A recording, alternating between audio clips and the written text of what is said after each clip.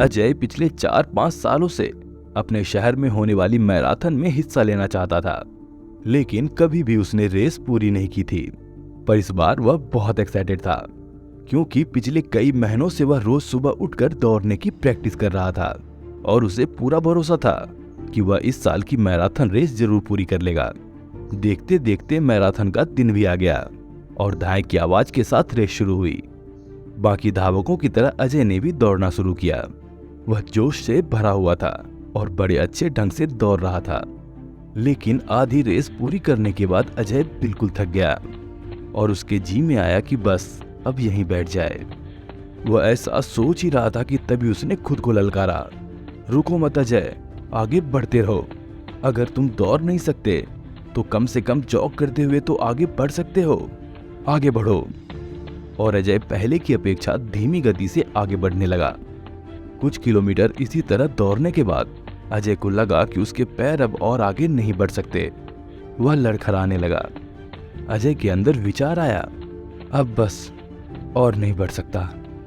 लेकिन एक बार फिर अजय ने खुद को समझाया, रुको मत अजय, अगर तुम जॉग नहीं कर सकते तो क्या, कम से कम तुम चल तो सकते हो, चलते रहो। अजय अब जॉग करने की बजाय धीरे धीरे लक्ष्य की ओर बढ़ने लगा।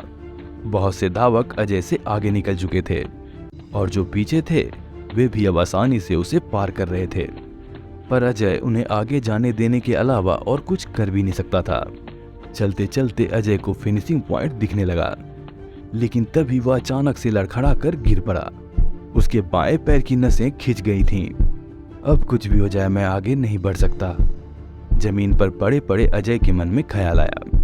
लेकिन अगले ही पल वह जोर से चीखा, नहीं, आज चाहे जो हो जाए मैं ये रेस पूरी करके रहूंगा, ये मेरी जिद है। माना मैं चल नहीं सकता, लेकिन लड़खड़ाते लड़खड़ाते ही सही इस रेस को पूरी जरूर करूंगा।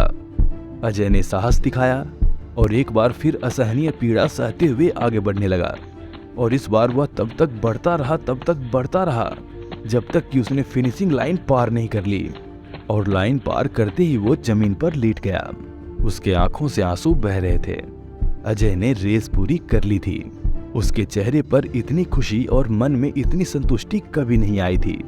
आज अजय ने अपने चलते रहने की जिद के कारण न सिर्फ एक रेस पूरी की थी, बल्कि जिंदगी की बाकी रेसों के लिए खुद को तैयार भी कर लिया था। तो दोस्तों, चलते रहने की जिद हमें किसी भी मंजिल तक पहुंचा सकती है। बाधाओं के आने पर हार मत मानिए। न चाहते हुए भी कई बार स्थिति ऐसी हो जाती है कि आप बहुत कुछ कर नहीं सकते, पर ऐसी कंडीशन को कुछ भी ना करने का बहाना मत बनाइए। घर में मेहमान हैं, आप 8 घंटे नहीं पढ़ सकते, कोई बात नहीं, 2 घंटे तो पढ़िए। बारिश हो रही, आप 10 कस्टमर से नहीं मिल सकते, कम से कम 2-3 से तो मिलिए। एकदम से रुकिए नहीं, थोड़ा थोड़ा ही सही आगे तो बढ़िए। और जब आप ऐसा करेंगे तो अजय की तरह आप भी अपने जिंदगी की रेस जरूर पूरी कर पाएंगे और अपने अंदर उस खुशी और संतुष्टि को महसूस कर पाएंगे जो सिर्फ चलते रहने की जिद से आती है। आशा करता हूँ कि आपने आज की इस कहानी से बहुत कुछ सीखा होगा। मैं मिलता हूँ आपसे एक और इंटरेस्टिंग कहानी के साथ। तब तक के लिए जय हिंद, वंदे मातरम।